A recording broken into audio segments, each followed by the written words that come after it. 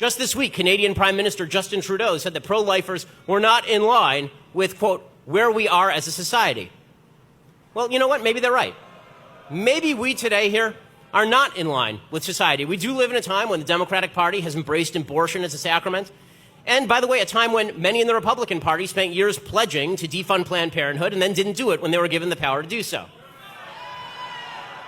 We live in a time when pro-life nations around the world are loosening their own restrictions on the killing of the unborn. So perhaps we are out of line with the rest of society. To which I say, good.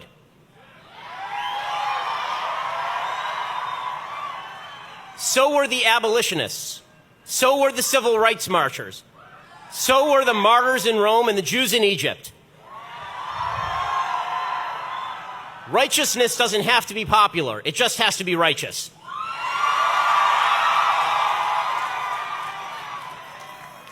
And so we march.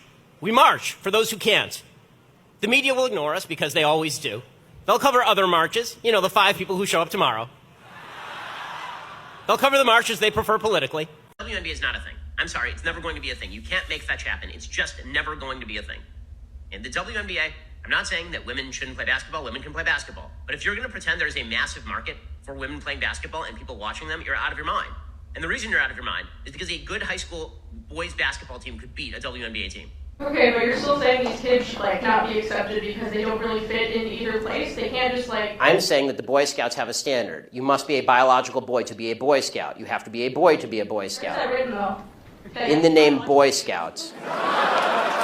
Person wants me to call them by their pronouns. In private, I'm happy to call them whatever they want. If they want to call me Napoleon Bonaparte, I'll do it. I don't care. It doesn't matter to me.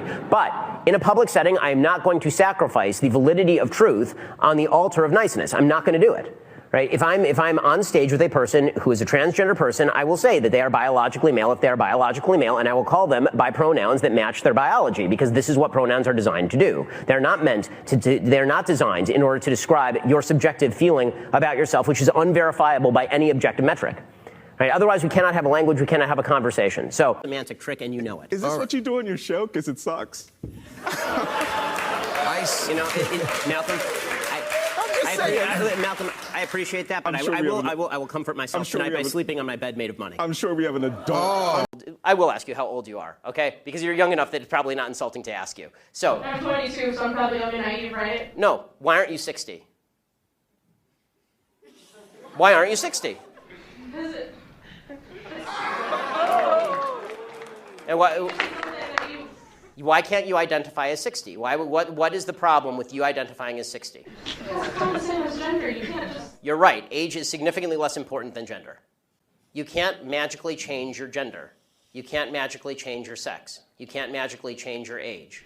My question was about abortion, and I just wanted to know, why exactly do you think a first trimester fetus has moral value? Okay, so a first trimester fetus has moral value because whether you consider it a potential human life or a full-on human life, it has more value than just a cluster of cells. If left to its natural processes, it will grow into a baby. So the real question is, where do you draw the line? So you're going to draw the line at the heartbeat, because it's very hard to draw the line at the heartbeat. There are people who are adults who are alive because of a pacemaker. They need some sort of outside force generating their heartbeat. Okay, are you going to do it based on brain function? Okay, well, what about people who are in a coma? Should we just kill them? Right? The problem is, anytime you draw any line other than the inception of the child, you end up drawing a false line that can also be applied to people who are adults. So either human life has intrinsic value or it doesn't. I think we both agree that adult human life has intrinsic value. Can we start from that premise? I believe that sentience is what gives something moral value, not necessarily being a human alone. Okay, because, when you're asleep, can I stab you? I'm still considered sentient when I'm asleep. Okay, if you are in a coma from which you may awake, can I stab you?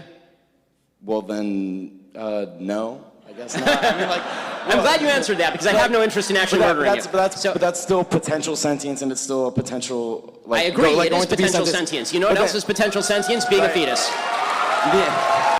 There are only one group of people that want safe spaces so that they never have to hear from anybody of a different ideology or political persuasion. Those people are called fascists.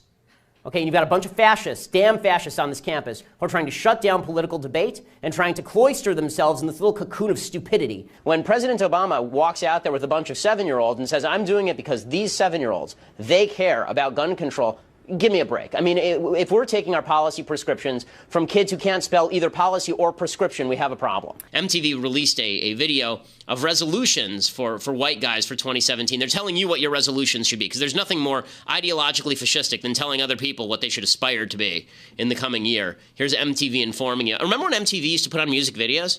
Remember that? Yeah, not anymore. If you're richer, you tend to be married longer on average. People who are poorer tend to get divorced more. Where did you get that statistical trend? Census Bureau.